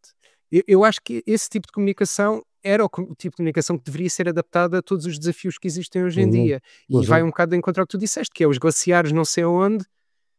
Epá, um gajo que vive na Quinta do Conde e vai à praia a Sesimbra, está Sim, sabes, preocupado com os não, glaciares? sim, não, Porquê? não, sim, sim, tem que ser uma coisa muito mais de acordo Não com a afeta. realidade, sim, com a realidade E, dessa. isso é a mesma coisa que acontece com os desastres naturais, quando morre gente. E infelizmente, se morrerem 200 pessoas no Myanmar e morrer uma pessoa em Nova Iorque, o impacto é muito maior de uma pessoa que morreu em Pois, Nova Iorque do que sem 200 dúvida. pessoas ou 500 Sim, pessoas no sim, sim, Myanmar. sim, sim, Porque sim, tem a sim. ver com a proximidade, não é? A estrutura social de Nova Iorque é um bocadinho mais idêntica à estrutura social de Sem dúvida. Lisboa, cidade económica, capitalista, pronto, Uhum, etc. uhum. Enquanto o Myanmar é uma ideia que as pessoas nem sequer têm ideia. É tipo, Sim, claro, ok, claro, claro. campo, atrasado Sem dúvida. economicamente, pronto, não têm grande ideia. Portanto, ficam naquela, morremos das pessoas, que merda. Mas pá, passado 5 segundos já estás a comer o teu bacalhau com grão Sim, e a seguir em frente. Até porque não podes ser afetado, sobretudo no mundo, como é claro, normal. Não estou aqui a pedir claro, às pessoas claro. para chorarem sobre tudo o que acontece no mundo, senão Sim. ninguém faz nada. Mas isso é interessante, esse aspecto social do quão próximo é para ti, afeta-te mais, e por mais que se o gelo derreter todo agora nos glaciares, pá, eu não sei se a maior parte da população vai reagir muito a isto. Sim, é mesmo, estavas a falar sobre a questão do calor, por exemplo, e das ondas de calor. Quer dizer, ah, não, como é que ah, as ondas de calor tipicamente vêm no verão, não é? Portanto, eu não sei se o português normal, não muito informado, vai ficar assim tão descontente com uma onda de calor, sem pensar depois nas consequências da seca e etc, Sim. etc, etc. Então fica contente de estar calor. Yeah. Percebes? Ou seja, não, eu acho que é muito difícil para tu conseguires também que isto chegasse a muita gente. Lá está, é outra vez a questão da educação, não é? Isto tinha que começar lá atrás e tinha também que ser uma coisa perpetuada pelos mídias, não é? Mas mais numa perspectiva pedagógica. Mas isso não vai chegar à maior parte das pessoas, infelizmente. Não. E eu acho que lá está, eu acho que lhes toca quando, por exemplo, tens o problema da seca no Algarve. e que a maior parte da água é usada na agricultura e no crescimento dos abacates. Ahm, e portanto, aí as pessoas começam a sentir, porque começam a racionar a água e as pessoas começam a sentir as dificuldades das alterações climáticas e as coisas todas. Mas lá está, é Uhum. só nesse momento. Depois seguem com a sua vida e com os seus problemas. Esse é que é o problema. Acho que também, lá está, mais uma vez, eu quero acreditar que há um gap geracional, ou seja, que a nossa geração e as gerações a seguir já estão muito mais informadas, ou pelo menos têm a obrigação de estar mais informadas e de fazer uma série de coisas, uma produção de uma mudança de hábitos que se calhar os pais, os nossos avós não tinham essa informação. Exato. Também não vou ao ponto de culpá-los por tudo e mais alguma coisa. Não é? Mas acho que é isso, acho que é mesmo esta falta de informação, mas acho que esta questão da sustentabilidade também, a solução não é todos tornarmos vegan, porque isso também seria insustentável. Portanto, isso também não, portanto, havia um desequilíbrio dos ecossistemas, naturalmente. Portanto, ninguém está a pedir para todos sermos vegetarianos e veganos.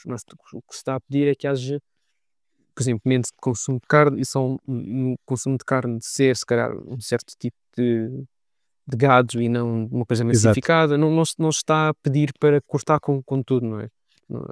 E, portanto, esse tipo de equilíbrio acho que ao longo do tempo vai acontecer, mas não sei, por exemplo, isso é uma coisa que eu penso, mais uma vez, esta parte das sustentabilidades, das alterações climáticas em 2050, é supostamente o ano em que nós temos que saber se vamos ultrapassar ou não, mas em princípio ultrapassamos 1,5, não é?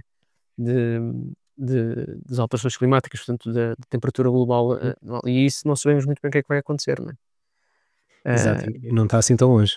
E não está assim tão longe, é verdade. Não. Mais uma vez, estamos para a parte do É, é, melancólica.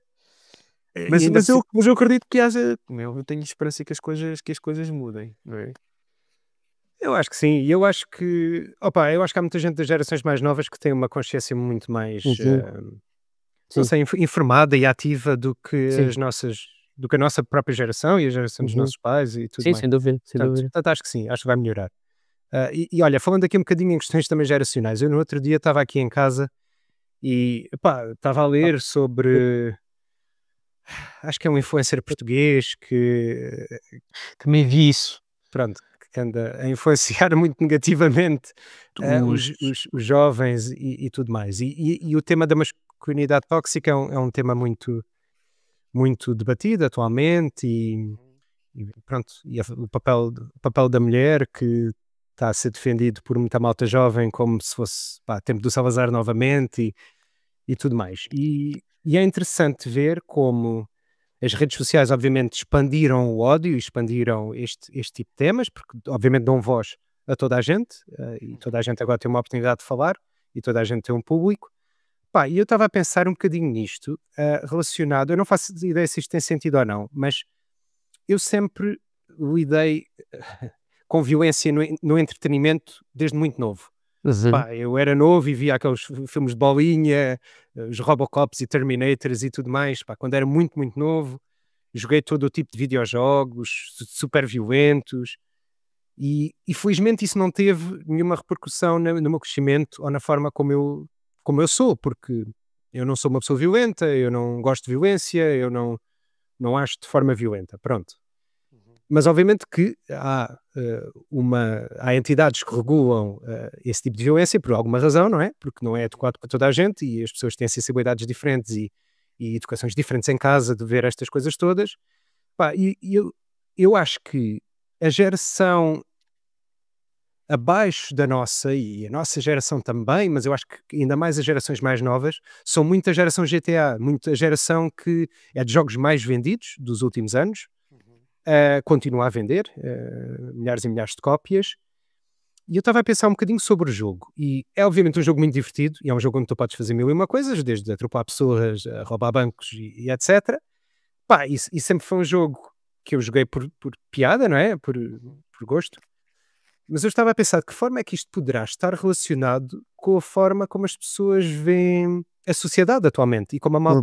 alguma malta mais nova que defende um bocadinho destas coisas vê a sociedade, se há uma ligação, se não há uma ligação, porque se nós formos a ver, há muitos exemplos na cultura, e não só, na vida real também, onde esta violência para com mulheres, para com pessoas no geral, é muito é gratuita e há muito o impacto imediato. Quanto mais eu chocar imediatamente, mais eu vou ser falado. Quanto mais falado eu for, mais dinheiro eu vou fazer, porque a partir do momento em que as redes sociais estão viradas para views e interações, Uhum, eu uhum, só preciso ter quantidade, eu não preciso de ter boa quantidade de uhum, pessoas a fazê-lo bem, eu só preciso é de ter quantidade.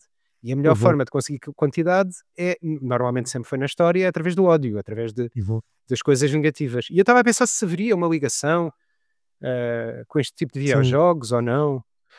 Eu, hum, por um lado, colocar um bocadinho isto em perspectiva, porque eu até outro dia vi isto, já não me lembro onde é que foi, sempre houve esta questão dos jovens com a violência ao longo do tempo, ou seja, já foram os cómics nos anos 30, ou seja, era uma má influência para os jovens. Tivemos as bandas satânicas, que também eram uma má influência. Tiveste o Dragon Ball, que também era uma coisa super violenta. Os videojogos, portanto, houve sempre qualquer coisa nas gerações em que diziam que era uma má influência para os jovens. Portanto, ou seja, não é que isto, como é óbvio, isto é um patamar diferente. E não sei se é novo, mas é diferente. É, se calhar, mais grave, ou pelo menos mo atinge muito mais uma série de pessoas do que se calhar estes fenómenos que se calhar eram mais contidos, digamos assim, não é? Não havia internet. Mas sempre houve esta questão das más influências para os jovens, né, e a relação com a violência. Então eu acho que não é nada novo. Ou seja, não sei se, em parte, eu não sei se o GTA ou videojogos semelhantes são piores influências do que, por exemplo, o Carmageddon. Lembras do jogo do Carmageddon, que era, lá está, era literalmente um jogo para atropelar pessoas, não é? Ou outras coisas que vieram para trás, outros exemplos que eu agora não me estou a recordar. Olha, lembro perfeitamente agora um filme do Pokémon que eu não fui ver, mas que tinha uma cena em que supostamente, não sei, acho que um dos Pokémons fazia não sei se era, fazia tipo um poder e morriam milhares de pessoas numa cena qualquer do filme. Ok. Eu lembro que isso foi um escândalo na altura, porque também era violentíssimo. Lá está, a má influência. Portanto, eu não sei se tenho algumas reservas em dizer que o GTA especificamente, ou este tipo de videojogos, são piores ou mais influentes do que outras coisas no passado. Agora, sim, acho que aqui a grande questão é, esses fenómenos eram, de certa forma, contidos, no Exato. sentido de, ah, eles até podiam ter alguma expressão dentro da tua casa, não é? Alguma expressão na escola com os teus amigos, mas quer dizer, idealmente quando tu ias para casa aquilo fechava-se.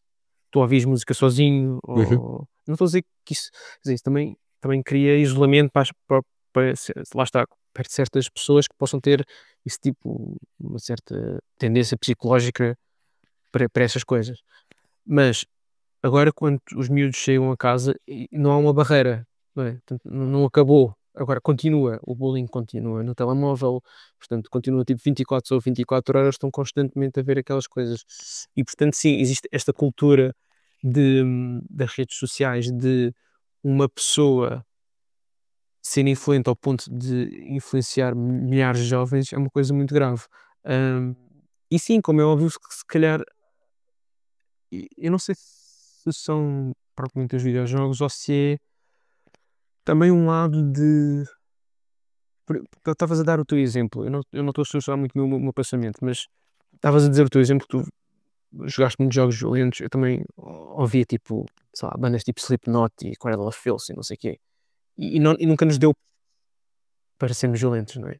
E eu acho que, em parte, é por tu teres uma boa estrutura familiar Claro. que te acompanha. E eu não sei se muitas destas pessoas, independentemente dos fenómenos, não têm uma estrutura familiar que os acompanha. E esse é que é o problema. Uhum. Mais do que o entretenimento, ou vamos dizer assim, ou este tipo de entretenimento mais violento, isso, como é óbvio, contribui, mas contribui para pessoas que já se calhar já não têm uma falta de acompanhamento, e portanto, depois isso propaga-se para outras pessoas que também, lá está, se sentem mais isoladas, ou sentem que que aquela pessoa os compreende, não é? Porque nós em jovens temos muito naturalmente, a rebeldia contra os pais, não é? Portanto, se vem alguém com esse tipo de discurso, nós absorvemos aquilo como uma esponja, não é? Claro. Portanto, o que acontece agora é que isso tem, pronto, milhares e milhares e milhares de visualizações e realmente as redes sociais promovem, lá está, não promovem a qualidade, promovem a quantidade.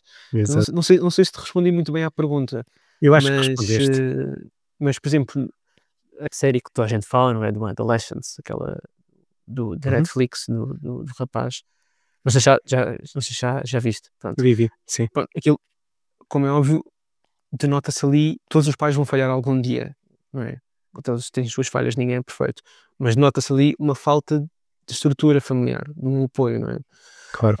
E portanto isso pode ser o trigger para...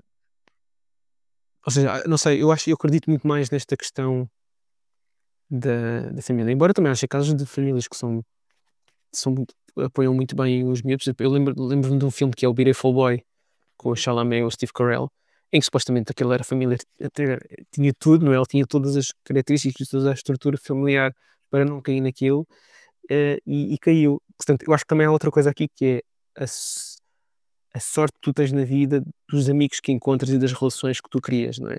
Sem Não é? dúvida. Isso é muito importante, nós temos isso na nossa vida, não é? E ter amigos à nossa volta, que de certa forma foram boas influências e se calhar, lá está, contrabalançaram uma coisa que se calhar tu varia para um certo caminho, não é? Mas nem toda a gente tem essa sorte. Eu não sei se te respondi muito bem à pergunta, acho que só divaguei um bocado sobre isto. Não, eu acho que sim. Eu acho que não há uma resposta correta, mas eu acho que a resposta que deste é muito interessante. E eu acho que sim. Fizeste-me pensar aqui e eu acho que sim, esse assunto foi muito debatido e deste todos os exemplos. Dragon Ball, por exemplo, quando éramos novos, era a coisa. Sim, eu lembro-me perfeitamente dos meus pais dizerem, mas isso é só gritos, isso é só violência, Exato. Só pronto, não sangue. consigo receber, não consigo perceber que vocês gostam disso. E para Exato. nós era importantíssimo, né? Ele estar a gritar um episódio todo era importantíssimo, não tive que perder Claro. aquilo. Claro, fazia todo sentido e as mortes que aconteciam e perder braços e tudo mais, claro, era super importante. E eu acho que no fundo, acho que tocaste aí no ponto que é fulcral, que é o apoio emocional e a estrutura que a pessoa Sim. tem, que pode ser Uhum. em casa, pode ser dos amigos, pode ser, porque Uhum. tem que haver um balanço, não é, aqui dos dois lados, que é, se a pessoa tiver um grande apoio em casa, mas depois fora de casa aqui é um desequilíbrio gigantesco, obviamente vai afetar, mas se também Uhum. for ao contrário, vice-versa, também Uhum. vai afetar. Portanto, Uhum. tem que haver um equilíbrio de ambos os lados para a pessoa conseguir realmente ser equilibrada nesse sentido. E eu Uhum. acho que é muito fácil ceder ao ódio em muitos momentos da nossa vida. Sem dúvida, sem É, dúvida. é das coisas mais fáceis e o mundo Uhum. está cheio de exemplos de situações onde o ódio está aqui para nos dar a mão e nos levar no seu caminho. Aliás, estava a falar há pouco tempo. Ai, agora como é que se chama, a rúbrica no Instagram, mas é um rapaz que está no metro a entrevistar outras O pessoas. Subway Takes. Sim, exatamente, sim. Yeah. E a Marta, a minha mulher, enviou um vídeo muito engraçado que era precisamente sobre esta questão do sentimento dos homens, que é, os homens só têm uns sentimentos, que é raiva ou tristeza. E portanto, o facto de continuarmos a promover os homens como pessoas que não estão em contacto com os seus sentimentos, ao contrário, as emoções, é ao contrário. Vamos analisar, todos analisar, não é? Mas como as mulheres fazem, também nasce esta falta de conhecimento emocional, não é? De inteligência emocional que os homens tipicamente não têm, também leva a que fenómenos como este, que é, tens um influencer homem que influencia outros rapazes, é muito mais fácil, através da falta de espectro de sentimentos em relação ao contrário das mulheres, não é? Exato. E isso é interessante ver, por exemplo, onde é que estão estes exemplos com mulheres? Uhum, uhum. Eu não Sim, digo que sim. não existam, Sim, obviamente sim, que, sim, sim. pronto, há coisas boas e más em todos os lados, mas o rácio é gigantesco. Sim, Portanto, sim, sim. Sem se é dúvida. gigantesco, é porque obviamente há um problema estrutural aqui, não é? Uhum. Que já vem, se calhar vem desde sempre, desde que há seres humanos no planeta Terra. Ah, e é interessante ver como isso não é combatido, ou seja, continuamos aqui a andar como Sim. se nada fosse. Mas óbvio porque aqui isso não é combatido porque, pronto, se os homens são quem governa o mundo no Sim. geral, não têm interesse de mudar isto, não é? E esta questão, lá está, muito associada a esta parte também da série, da tipificação do género, não é? Ou do que é que se espera do homem e da mulher. Por exemplo, certamente eu comecei a pensar nisso, que foi, já tive exemplos de histórias entre grupos de amigos, uma história que seria condenável, mas mas o grupo, para não estragar o ambiente, digamos assim, ou não estragar a amizade, perpetua aquilo rindo ou não chamando a atenção. Sem dúvida. E isso cada vez mais é falado hoje em dia nas redes sociais. Ainda a Capicó há pouco tempo falou, acho que foi a Capicó que falou sobre isso, e portanto eu comecei também a questionar-me um bocado este papel, de que tipo de papel é que porque eu achava, lá está, nós achamos sim que somos boas pessoas, não é? Que não tínhamos um outro defeito, que somos boas pessoas, mas há uma série de comportamentos errados que só agora é que se calhar começamos a colocar em causa, porque o tema está a vir muito ao de cima e tu começas a perceber, não, pera, eu tinha uma série de ou uma falta de atitude em relação Exato. àquilo, e estou a perpetuar isto. Nós achamos que não estamos a perpetuar, mas estamos a perpetuar isto. Sem dúvida. E portanto, sim, acho que e é uma coisa muito desconfortável de fazer. Por exemplo, eu sinto que um dia vou ter que fazer isso e vai ser muito desconfortável fazer isso. Eu acho que esse desconforto, e às vezes é um pé-nos, é uma barreira de não tomar certas atitudes, e isso perpetua essa ideia, infelizmente. Yeah. Revejo-me imenso nisso. E é extremamente. É complicado, sem dúvida nenhuma. Mas o que eu tento sempre pensar nesses momentos é. Mas se não disser nada, é sempre muito mais complicado para as pessoas que estão a sofrer por eu não dizer nada. Apesar, eu estou aqui a falar como se fosse uma tarefa fácil, não é? E foi algo que para mim demorou muito tempo até conseguir mudar, porque eu sempre fui muito passivo no que toca a essas situações. Nunca fui muito ativo no que toca a situações de ódio, mas também não levantei a voz às vezes que deveria para ter defendido em muitas situações. E demorei muito tempo a perceber que, ok, eu tenho que fazer alguma coisa em relação a isso, e em algumas situações o que fiz foi afastar-me de determinados grupos ou pessoas, porque pensei, ok, esta luta aqui é uma luta que me vai trazer para a minha vida pessoal também muitos problemas, portanto eu tenho que medir aqui um bocadinho as coisas. E outras situações pensei, não, ok, vou levar a camisola, vou defender a camisola e vou seguir em frente. Porque no fundo é também tu fazes um bocadinho uma avaliação da tua própria segurança naqueles momentos, que é até onde é que eu posso ir a nível de defesa, que não me vai afetar muito na minha própria vida também. Isso às vezes pode soar um bocadinho mal, mas pá, é uma questão de sobrevivência, é tentar ajudar ao máximo onde se pode ajudar, às vezes sendo prejudicado, mas não saindo completamente prejudicado, porque se saíres completamente prejudicado não vais conseguir provavelmente ajudar outros noutras situações. Portanto, é verdade, pensar... Sim, esse equilíbrio é difícil, é verdade. É difícil, mas é uma merda. E obviamente que, pronto, pá, falar de género é sempre complexo, porque temos sempre a falar de estereótipos do que é uma mulher, do que é um homem, e às vezes faz sentido, muitas vezes não faz. Isso é verdade. Mas pronto, os estereótipos existem por alguma razão, e a verdade é, pá, generalizando, grupos de homens vai ser sempre tóxico quase em qualquer momento, seja um bocadinho, seja muito, e não é que não seja em grupos de mulheres também, obviamente também acontece, mas eu acho que a forma como acontece nos grupos de homens é muito mais prejudicial para o resto das pessoas de fora do que... Sim, sem dúvida. Eu acho que é isso. É mesmo essa. Parece que há ali, quando te juntas, parece que invariavelmente é um género, não é uma química, mas é um género, essa química que acontece, e que, lá está, tu mudas um bocadinho o teu papel, no sentido de correspondes ou queres corresponder ao que tu achas que naquele momento Exato. deves ser, não é? Exato. Não quer dizer que te anules, mas quer dizer, acho que isso é uma coisa que, lá está, desde a escola, desde o quinto ano, assim, que tu cedo começas a aprender isto, não é? Não sei se é aprender ou desaprender, mas no sentido de adaptação, lá está, de sobrevivência. Sim, epá, sem dúvida. Eu costumo dizer que nós, como homens, crescemos sempre num ambiente altamente tóxico e que depois alguns de nós conseguimos livrar-nos desse ambiente Uhum, tóxico uhum, e conseguimos começar a desintoxicação pessoal também. uhum. Sim, sim, sem dúvidas. Alguns conseguem, alguns não conseguem, alguns só conseguem aos 50, aos 60 anos, pronto, demoram tempo, mas eu acho que começamos todos muito nesse ambiente.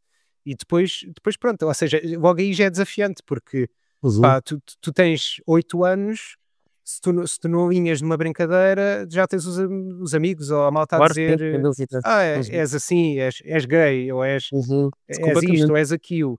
E a questão é, isto eu acho que é questão de relacionares com o outro, e por aí é que é importante tu conheceres pessoas de pessoas completamente diferentes de ti próprio e de realidades completamente diferentes para criares maior empatia para estas situações. Uhum. Porque tu, se calhar, com 8 anos, se não fores gay e se não tiveres, pá, muitos não vão ter amigos que tenham já falado sobre isto, portanto, não vais ser, à partida, se não fores sensibilizado muito pelos teus pais, muito afetado por isto, portanto, é uma coisa que andas para a frente e Uhum. segues.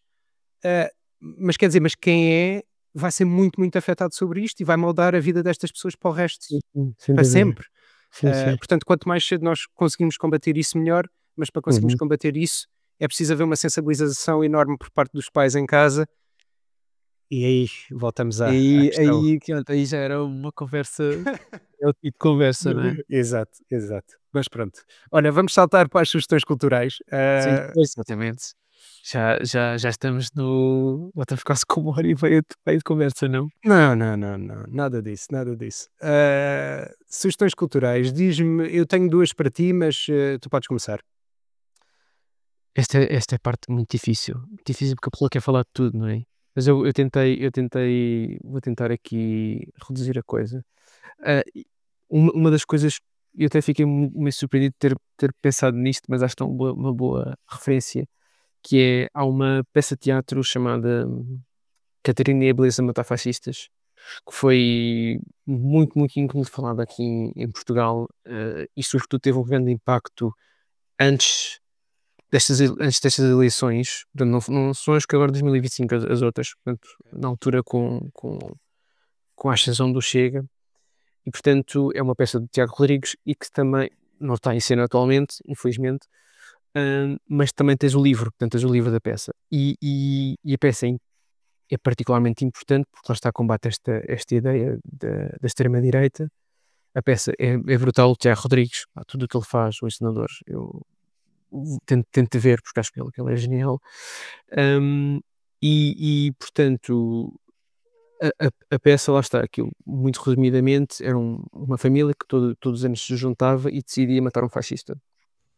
Ah, mas no final, sem spoilers, no final há uma cena, um monólogo, e, e aquilo, quando começou, eles esperavam que o público tivesse uma certa reação. Na primeira peça, digamos assim, na primeira representação não teve, mas depois, nas consequentes, começou a acontecer que foi as pessoas começarem a cantar a Grande Vila Morena, a tentar entrar em palco, a gritar palavras de 25 de Abril, palavras de ordem, e portanto, eu acho que hoje em dia também estamos a acabar isto no dia antes do 25 de Abril, embora isto vá gravar, vai ser mais tarde, mas acho que é importante trazer esta, esta recomendação cultural, porque acho que o texto é mesmo muito bom e faz todo o sentido, não só particularmente para Portugal, não é? Mas acho que o que nós estamos a atravessar no mundo todo, não é? Com exceção da direita, e acho que o livro epá, o texto é mesmo muito, muito bom. E a peça, é bom que voltasse à cena, não faço ideia se vai voltar à cena, mas, e nem sequer sei, eu acho que dá para ver online, diria, acho que não sei, mas pelo menos o livro aconselharia a ler. Depois, estavas a falar um bocado de How to with John Wilson, não trouxe essa série, mas trouxe uma série que agora está na segunda temporada que chama-se The Rehearsal, o ensaio, desculpa, não sei como é Yeah, que eu dizer em inglês, com o Nathan. do Nathan Fielder. Eu não o conhecia, eu quando vi esta primeira temporada fiquei completamente obcecado com isto, eu acho uma coisa genial, portanto acho que lá está, é uma série que tu que eu acho que é verdadeiramente original na abordagem que faz. E, portanto, eu acho que é uma boa recomendação no sentido de ele é uma pessoa que me parece que pensa a fundo as coisas e que a forma como ele brinca com o que é realidade e o que é ficção e o que é documentário é feito de uma forma que eu nunca tinha visto e, portanto, aquilo pareceu-me verdadeiramente inovador e acho que as pessoas que gostem mais desse tipo de abordagem mais alternativa, ou menos, acho que vão sempre retirar dali alguma coisa, nem que seja o espanto, não é? O bizarro que aquilo é. E, portanto, acho que vale a pena. E acho que, assim, a minha última recomendação, tinha que trazer uma BD, que é o do Asterios Polyp, do David Manzukyan, agora não me conheço o nome dele, que é uma verdadeira masterclass sobre como fazer BD. Aquilo é um arquiteto, a vida de um arquiteto. Ai, aquilo é um livro um bocadinho caro no sentido, é um livro grande, de carta dura e que não é muito fácil de arranjar hoje em dia, mas quem se interessar pelas possibilidades que uma BD pode ter enquanto formato, enquanto obra de arte, é um livro que é mesmo muito bom, muito bom. Ok. Opa, adoro receber sugestões que não conheço. Daí só conhecia o Rehearsal, não conhecia as outras. Portanto, isso é ótimo. Tens que ver a série que ele tem antes do Rehearsal, que se chama Nathan for You. Sim, e eu tentei ver aquela que ele interessante fez com a Emma Stone, mas não me cativou. Não Nem a vi mim, dele. nem a mim. A mim Ok. também não. Acho Não que, foi o único. Ok. não, acho que aquilo já foi um bocadinho. Não sei, entrou num ramo demasiado hollywoodesco Ok. que não me. Não sei. Acho que ele é muito mais interessante quando tem estes projetos crus, em que tem liberdade para fazer o que quiser e que é mais documental. Acho que é extraordinário. E esse Nathan for You pá, aquilo é incrível porque é basicamente ele a ter ideias para salvar negócios Sim. e as ideias são. Pá, Aliás, eu acho que em parte também o How to with John Wilson eu fui à procura porque eu tenho a impressão que ele foi um dos produtor. produtores, se não me Sim, engano. foi, E eu foi. pensei, claramente, como é óbvio que ele ia produzir uma série destas, não é? Que é, Claro, que é, que é fantástica. claro. Muito bom. Olha, eu tenho duas recomendações. A primeira recomendação, eu- pá, não é idêntico ao John Wilson, mas é um documentário. Hum. E é um documentário de dois rapazes húngaros. O documentário é da Hungria. É filmado em Budapeste. E é um documentário um bocado controverso. Chama-se Kicks. É de 2024. E isto foi um projeto de escola de dois realizadores, dois miúdos na altura, eles eram muito novos, não sei se tinham 20 anos, uma coisa qualquer assim, em que começaram a filmar um miúdo que vivia numa família muito pobre e que passava a maior parte do tempo na rua, em Budapeste, na rua, a fazer coisas. E então começaram a filmar um miúdo, e estamos a falar de um miúdo menor, eu não sei que idade é que o miúdo tinha na altura quando começaram a filmar, mas pá, uns 8 anos, uma coisa qualquer assim. Ah, E depois foram filmando o miúdo ao longo de, um bocado à Boyhood, ao é? Eu longo de ia vários dizer. Sim. ao longo de vários momentos na sua vida e ver como é que ele está com a escola, como é que ele agora tem namorada, e como é que está em casa com os pais, com o irmão, e aquilo culmina com uma cena final em que o miúdo comete um crime e mata uma pessoa. E isto é tudo real, isto é um documentário. Uau. Portanto, ele Fighting. mata uma pessoa não diretamente, ele pega fogo a um prédio que achava que estava abandonado e há uma pessoa lá Ending. a dormir e a pessoa morre. E pronto, ele depois está a ser julgado. O julgamento estava a decorrer ainda na altura que o documentário estava a ser acabado de ser gravado. E uma das questões que foi colocada ali quando o documentário saiu foi até que ponto é que filmar este jovem a fazer merda pelas ruas de Budapeste quando tinha 8, 9, 10 anos não o influenciou a fazer mais coisas que o levaram à Sim, vida de sim. crime. Era o que eu estava a pensar. Bem, interessantíssimo. Quero muito ver isso. É interessante, eu recomendo bastante. Depois a segunda recomendação que eu tenho é um ilustrador, porque pá, estamos aqui a falar de banda desenhada e estamos aqui a falar de artistas e eu não poderia deixar de recomendar o Zé Pereira, porque além de ser a pessoa que fez os desenhos para os meus livros, eu acho que pá, é um ilustrador, eu gosto muito da arte dele, acho que é um grande, grande artista, acho que é uma pessoa muito versátil, consegue desenhar qualquer estilo e qualquer cor e preto e branco, mas eu acho que a preto e branco ele é fortíssimo, Uhum, consegue uhum. jogar muito bem com as sombras e com essa dualidade de tons. E o Zé Pereira é uma pessoa, como muitos outros em Portugal, que mais ou menos abandonou a sua arte, porque ilustração em Portugal é muito difícil e não dá dinheiro, e a malta não paga pelos trabalhos, e ele hoje em dia é designer para a Vorten, e vive um bocado contrariado, ele vai adorar que eu diga isto, contrariado que pronto, que não dê para, que seja difícil viver da arte, e ele não é propriamente a pessoa que vai aqui andar a mandar e-mails e desta pessoa e à outra e tudo mais, ele gosta de desenhar e é isso que ele gosta de fazer, e eu acho que o mundo está a perder esta pessoa não estar a produzir mais e não ser um artista a full time. Portanto, ele apagou as redes sociais, vocês não vão conseguir encontrar nada.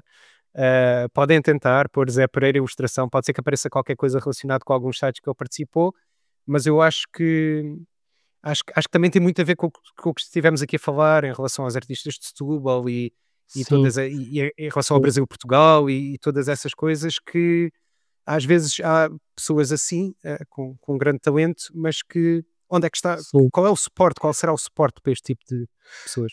Sim, depois também há uma questão só aqui complementar em relação a isso, como é óbvio, lá está, uma vez mais estou a generalizar, não é assim, mas por vezes há um bocadinho uma questão da venda, ou seja, de nos vendemos no sentido de promover o nosso trabalho através desses e-mails ou isso tudo. Eu, por exemplo, falei com um artista local aqui de Sesimbra e perguntei-lhe porque ele não tem esse hábito de fazer isso. Exato. E portanto, não é que os artistas sejam obrigados a fazê-lo, como é óbvio que eu sei que é uma coisa desconfortável, mas ao mesmo tempo, por vezes é necessária. E um bocadinho contra esta nossa natureza de acharmos que não devemos fazer, que as pessoas estão interessadas em connosco, mas por vezes, infelizmente, não é assim. Claro. E portanto, às vezes, eu acho que alguns artistas têm um pudor, por um lado, em fazer isto, ou por outras vezes até preguiça, mas eu diria que é mais este pudor de mandar mails, de tentar fazer chegar a outras pessoas, fazer propostas. Não quer dizer que não faças, que até podem fazer e depois aquilo não darem nada, não é? Isso também às vezes depois também desanima. Mas acho que às vezes há um bocadinho esse pudor e isso acho que poderia ser um bocadinho combatido. Não estou a dizer que é o caso do Zé Pereira, não é isso que eu estou a dizer. Não, claro, eu percebi. Mas percebi um bocadinho pela conversa que às vezes pode faltar um bocadinho isso. Sem dúvida, mas eu acho que é extremamente difícil promover-te a ti próprio. É um desafio constante e sei lá, eu a minha vida inteira promovi os outros e sempre tive uma data de projetos onde promovi os outros, tanto na música, na ilustração e noutras áreas. E quando foi o momento, quando tive o meu livro de ok, pronto, agora tenho que promover o meu livro, como fiz com os outros, aquilo foi um choque de realidade de ei caraças, mas o que é que eu estou a fazer? Mas isto não tem a qualidade para eu estar aqui a puxar por isto. Eu agora vou mandar um e-mail ao público, ao jornal O Público, para promover o meu livro independente. Isto não faz sentido nenhum. E fui confrontado com o que eu tanto critiquei e puxei as orelhas ao resto dos artistas do não, tu és músico, mas tu tens de promover a ti próprio, e tu tens, para chegares mais longe, tu tens de promover a ti próprio. E fui aqui confrontado com essa realidade do porra, isto realmente é muito difícil de fazer. Sim, eu também fui confrontado com isso na altura quando lancei um dos livros BD, que foi autoedição, fui à Comic Con no Porto. E portanto estava numa banca, literalmente as pessoas passavam e eu tentava vender o livro. Foi das coisas mais desconfortáveis que eu tive na minha vida e não quis repetir a experiência, porque achei, lá está, que era demais. Lá está, a pessoa sente que está a impingir uma coisa. Claro, exato. E não genuinamente, sei, pelo sentimento genuíno de venda. Porque tu sentes sempre que. Não quer dizer que. Não sei, tu queres que as pessoas leiam, como é natural, mas sentes que estás a impor uma coisa, não é? Mas é difícil esse equilíbrio, não é nada fácil. Promover as nossas próprias coisas. Mas eu acho que é um bocado necessário. Bastante, acho que é bastante necessário, sem dúvida. Nem Porque toda a gente. eu acho que. Diz. Não, ia só dizer que nem toda a gente, principalmente em Portugal, não há o luxo de eu vou pagar a alguém para me fazer a promoção. Sim, É e a maior difícil. parte das pessoas não vão, não é por mal, mas não vão estar. Se nós pensarmos bem, nós na nossa rotina, nós não. Quer dizer, na tua rotina tu vais estar a fazer isso, vais estar à procura de artistas e estás sempre à procura de coisas novas. Claro. Mas tipicamente uma pessoa está preocupada com os seus problemas, Exato. está na sua cabeça. E portanto, não é por mal que não conheça o teu livro, é simplesmente desconhecimento, não é mais nada. Claro. Mas nós, na nossa cabeça, é que nós estamos noutra, Claro, noutra é realidade. difícil. É difícil, mas pronto, devemos conseguir. Ah, Miguel, muito obrigado por este momento, foi uma excelente conversa. Obrigado, gostei muito. Acho que sem dúvida podíamos estar aqui mais 2 ou 3 horas, mas pronto, É verdade. para já fica. Prometido outras conversas fora daqui. Não, é fora daqui e num outro episódio, porque lá está, isto não há limite, tu podes voltar. Não é a única gravação que podemos ter, portanto não há, Sim, esta foi a tua oportunidade. epá, talvez, não sei, se calhar vou receber uma data de e-mails a dizer, epá, por favor, estes dois juntos, nem pensar, estás a ver? Exato, exato. Não sei, vamos ver o que é que vai acontecer. Não, mas acho que foi muito bom, portanto, muito obrigado. Também gostei muito, João. Muito obrigado.